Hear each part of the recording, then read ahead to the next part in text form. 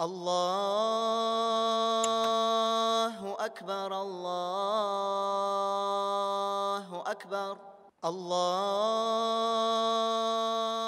أكبر الله. إن الحمد لله نحمده ونستعينه ونستغفره ونعوذ بالله من شرور أنفسنا ومن سيئات أعمالنا من يهديه الله فلا مضل له ومن يضلل فلا هادي له وأشهد أن لا إله إلا الله وحده لا شريك له وأشهد أن محمدا عبده ورسوله.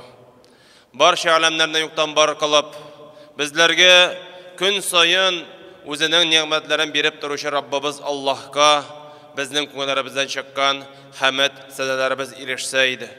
Va hamda bizning yaratgan payg'ambarimiz sallallohu alayhi va sallam bizga o'rgatgan, yetkazgan ham oxiratda da bizning uchun ummatim deb burishilashaq. Anarga bizning ko'nglarimizdan chiqqan salovat shariflarimiz erishsaydi. Rabbimiz Alloh aytdi: "Ya ayyuhallazina amanu taqulloha haqqa tuqatihi va la tamutunna illa va antum muslimun." Rabbimiz bizga murojaat etib aytdi: "Ya mu'minlar, ya musulmonlar" dey.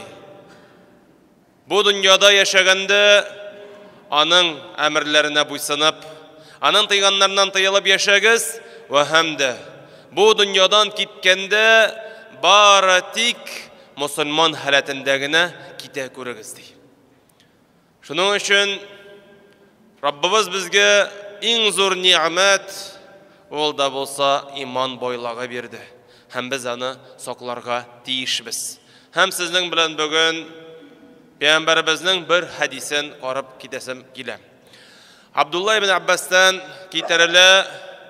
Peygamberimiz sallallahu aleyhi ve sellem aytdi: "Kuntu khalfa Rasulillah sallallahu aleyhi ve sellem yevmen qala ya g'ulam."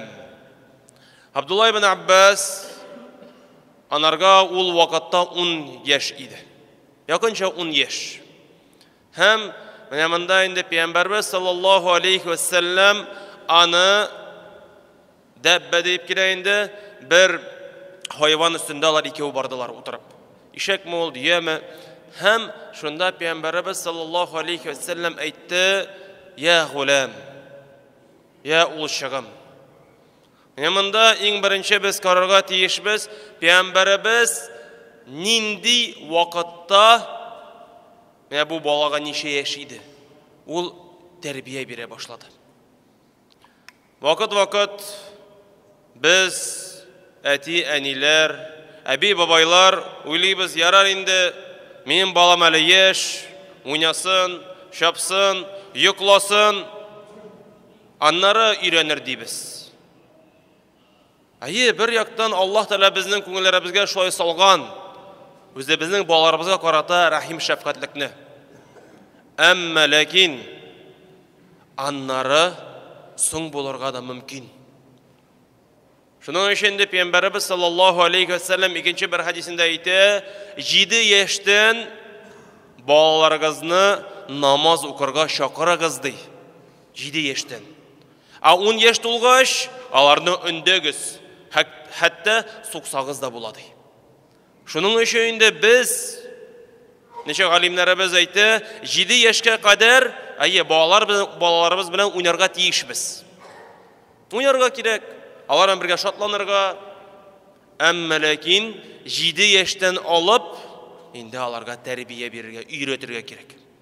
Hem elbette barımızda anı bile terbiyenin ahamiyetligin, niçin ol kerak ekenin. Amma lakin vaqt biz o'zimizning bolalarimizni aytib ketganimcha jalliybiz. Ertangi namoz bo'lsin masalan. Yarar endi yuqlasin, anları o'satishgach o'qir deymiz. Yarar indi ortidan jiyishtirmasin, o'zim jiyishtiram, o'ynasın deymiz. Vaqt aytamiz, mana bu telefoni da var, kishilarning anarga da qiymatli telefonlar da olib beramiz. Anlara qaraymiz da 1 saat o'tira, 2 saat o'tira, 3 saat o'tira. Менә шулай без үзебезнең балаларыбызны жәллибез. Мен хәзер монда әйтәсем килми, аларны теге каты иттереп тәрбияләргә, әмма ләкин аның әкрен генә без башларга тиешбез. Һәм Пәйгамбәрбез саллаллаһу алейхи ва саллям өйрәтте безгә аны. Ул әйтте: "Я гулам, я ул шагым" диде. Күрәсезме? Монда да инде мөрәҗәгать әйткәндә без каты, кырыс булырга тиеш түгел. Йомшаклык белән, матур иттереп, мөрәҗәгать итеп әйтергә тиешбез. Ни өчен дигәндә, чөнки без каты иттереп әйтсәк, менә шул кабул итү ишеге бер мәлне ябыла да куя. Шуның өчен без иң беренче йомшаклык белән әйтергә тиешбез. Һәм аннары ул әйтте: "Инни уаллимука калиматин". Мин сиңа әз генә, берничә сүз генә өйрәтәм диде. Шуның өчен вакыт без нәрсәдер өйрәткәндә ярты сәгатьлек лекция эшлибез, шулай бит. Шулай эшләргә ярамый. Юк, алай әйтергә кирәкми. Бер-ике сүз генә әйтсин. Чөнки без беләбез, тамчы тама нәрсәгә әйләнә ул? Бер күлгә әйләнә. Шуның өчен әз генә без тамызып торсак, шул вакытта ул әйберләр сеңәләр. Шуның өчен инде без менә бу иң беренче йомшаклык белән өйрәтергә тиешбез. Икенчедән әз генә аңлатырга кирәк. Һәм вакыт без әйтеп куябыз, күпчелекләре шулай эшлиләр диеп. Күпчелекләр шулай әйтә диеп. Әмма ләкин Аллаһ Тәала Коръән Кәримдә 20дән артык җирдә әйтә, күпчелеге шөкер итмей, күпчелеге иман китермей, күпчелекләре аңламый диеп. Шуның өчен монда без әйтергә тиеш түгел, күпчелекләр шулай эшли диеп. Әмма ләкин мин ничек эшлим? Чөнки Аллаһ Тәала Юнус сүрәсенең 60-нчы аятында әйтә: "Ва-ма занну аллазина яфтаруна ала Аллаһи ал-казиба яумал қиямah. Инна Аллаха лазу фадлин ала ан-наси, валакинна аксарухум ла яшкурун." Аллаһка ялганны ягучы кешеләр кыямәт көнендә башларына киләчәк эш хакында уйлары ничек микән? Алар Аллаһ Тәаләгә ялганлап бу дөньяда ахирет көнендә ничек җавап бирерләр микән? Тәхқиқ, Аллаһ Тәалә кешеләр өчен юмартлык иясе, ләкин күбрәк кешеләр шөкер итмиләр ди. Без күреп торабыз, Раббыбыз Аллаһ Тәалә безгә көн сайын күпме ниъмәт бирә. Әмма ләкин без күпчелек кешеләр шөкер итмиләр, һаман җитми. Һаман без нәрсәгәдер канәгать түгел. Шулай ук Аллаһ Тәалә Бакара сүрәсенең 100-нче аятында әйтә: "Ава куллама аһаду аһдан набадаху фарикум минхум, бал аксарухум ла юъминун." Яһудлар Таурат белән амал кылырга сүз бирделәр, ләкин алар арасыннан кайберләре шул сүзләрне буздылар. Яһудларның күпчелеге иман китермәс булдылар ди Аллаһ Тәалә. Монда да без күрәбез, күпчелекләре иман китермәделәр. Шуның өчен менә бу аятлардан без ишетәбез, әйтергә кирәкми, менә бит күпчелекләре шулай эшли диеп. Юк, монда инде без үзебезгә карыйк әле. Без ничек эшлибез? Һәм Пәйгамбәрбез саллаллаһу алейхи ва саллям хадисның дәвамында әйтте: "Ихфазиллаһа яхфазук." Аллаһны сакласаң, Аллаһ та сине саклар диде. Менә монда инде без аңларга тиешбез. Аллаһ Тәалә аны сакларга мохтаҗ түгел. Ул бер нәрсәгә дә мохтаҗ түгел. Әмма ләкин монда нәрсә аңлатырга теләде Пәйгамбәрбез саллаллаһу алейхи ва саллям? Ул да булса аның динен сакларга. Һәм мисал китереп әйтәсем килә, безнең күптән генә түгел лагеребез узды. Заря базасында 150-ге якын балалар ял итте. Һәм без анда инде әтиләргә әйттек, ашарга китермәгез. Китермәгез. Ни өчен? Чөнки беренчедән 5 тапкыр ашаталар балаларны, 5 тапкыр. Өйдә дә шуңгадәк балалар ашамыйдыр. Һәм алар аннары читтән кергән ризыкны ашасалар, мондагы ризыкны ашамыйлар. Кемдер ширли башлый, кемнеңдер күңеле булгана, шуның өчен ярамый дидек. Әмма ләкин шуңа карамастан әтәниләр үзләренең балаларын жәлләп, кашырып булса да ашаттылар. Һәм монда карагыз, беренчедән бала нәрсә аңлый? Әти-әни алдагач, безгә дә алдарга ярый.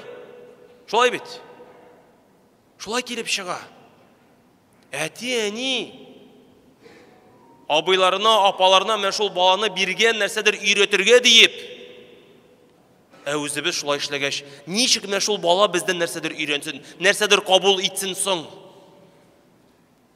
Без бит монда бергә эшләргә тиешбез. Бергә тырышырга кирәк, тәрбия бирергә. Килеп чыга киресенчә. Шуның өчен Пәйгамбәрбез саллаллаһу алейхи ва саллям нәрсә диде? Аллаһның динен сакла, Аллаһ та сине саклар диде. Шуның өчен монда карарга кирәкми, күпчелекләре шулай эшли диеп, мин дә эшлим. Чөнки аннар менә шул бала үсә дә, берәр уже зур тормышта ул нишли? Күбесе бит шулай эшлиләр, алдыйлар. Мин дә яра алдармын. Күбесе бит менә шул договорларны бозалар. Мин дә бозам. Менә шулай бит. Тәрбияләнә башлый ул бала. Ни өчен? Чөнки менә шул тәрбия орлыгы кайчан салынасың? Кайчан салына? Кечкенә вакыттан. Зур үскәч түгел. Шуның өчен дә без аңларга тиешбез. Пәйгамбәрбез саллаллаһу алейхи ва саллям 10 яшьтә булганда әйтте, динеңне сакла диде. Шуның өчен дә без дә тырышырга тиешбез. Менә шул динебезне сакларга, өйрәтергә, әйтү генә түгел, үзебезнең мисалда күрсәтергә. Һәм монда инде кайсы берләр әйтеп куярга мөмкиннәр. Ярар, телефоннарны алып атабыз. Утырмый бала телефонда, все бетте, уйнарга чыкмый. Юк, алай түгел. Монда инде бер крайнистан икенче крайниска килеп чыга бу. Юк. Мәсәлән, барыбыз да белә. Балалар телефонда утырырга ярата, шулай бит. Ярар, утырсын. Көненә 1 сәгать. Нәрсә тели шуны эшли? Шундай приложениеләр бар, контроль дигән әйбит. Әмма ләкин тагын 1 сәгать утырырга теләсә, пожалуйста, эшләп ал да утыр. Мәсәлән, бер бит Коръәнне укыйсың да, 3 минут телефонда утырасың. Яки бер җүз укуның 20 битте, пожалуйста, 1 сәгать утыр. Менә шулай без балаларыбызны нишлибез? Өйрәтәбез. Үзең эшләп алган әйбернең кадерен белергә. Чөнки бүгенге көндә кызганычка каршы әти-әни үзенең баласына нәрсә тели шуны китереп бирә. Үзенең канаты астыннан чыгарып җибәрергә курка. Һәм аннары менә шул балага 20-25 яшь тулгач, зур тормышка баскач, алар тайпылалар. Өйләнә, кияүгә чыга, берәр тавыш күтәрелсә бетте, аерылышалар. Ни өчен? Чөнки 20-25 яшькә кадәр әти-әнинең канаты астында булды ул бала. Аннары нәрсә соң? Шуның өчен без әкрен генә үзебезнең балаларыбызга дөрес тәрбия бирергә кирәк. Шунсы мөһим. Һәм без укытучылар белән бергә шул тәрбияне бирсәк, һәм әлбәттә Аллаһ Тәгаләгә таянып, анардан дуа кылып сорасак, шул вакытта иншаллаһ без бу дөньяда да менә шул уңышларны, җимешләрне күрәчәкбез. Һәм Раббыбыз насыйп итсен, өзебезнең балаларыбыз белән бергә, өзебезнең оныкларыбыз белән бергә мәңгелек җәннәтләрдә булырга. Шуның өчен Раббыбыз безгә насыйп итсен дөрес тәрбия бирергә. Раббыбыз насыйп итсен аларга дөрес тәрбияне күрсәтергә ва хәмдә Аллаһ Тәала безнең кылган гамәлләребезне кабуллардан кылып, безнең белеп белмичә кылган гөнаһларыбызны афу итеп, аның туры юлыннан барырга.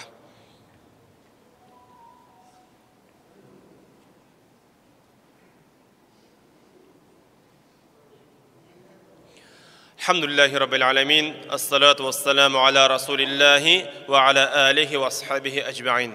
Elhamdülillah, Allah Teala bizge şu iman baylığını verdi. Allah Teala bizge gün sayın özünün nimetlerini berip tura. Hem o Kur'an'da aytı: "Lain şekertum la azidannakum" dey. Siz mingə şükür etib yaşasanız, men sizge tağın da arttırırmın dey. Şunun üçün biz köp işitəbiz. Hatta Allah Teala özünün kitabını nərsədən başladı? Nindi sözlərlə başladı? Elhamdülillahi Rabbil Alamin. Bütün hamd sana Allah Teala'ga. Şunun üçün aşağı bitirgəndən sonra biz nəsə deyibіз? Elhamdülillah deyibіз. Uyangaç biz nəsə deyibіз? Elhamdülillah deyibіз. Allah Teala'ga şükür etəbiz. Şunun üçün biz mənə bu dünyada şükür etirgə öyrənsək. Mənə bu dünyada Allah Teala bizgə bergən nimetlərgə qanaat bulsak, şol vaqtda biz inşallah bu dünyada da bəxtli bulacaqbız, hem Rabbimiz nasip etsin kiləşəkdə, məngələkdə rahatlənib yaşarga. İnnallahu ve melaiketehu yusalluna alan-nabi ya eyyuhellezina amanu sallu aleyhi ve sellimu. Allahu Ekber, Allahu Ekber, Allahu Ekber, Allah.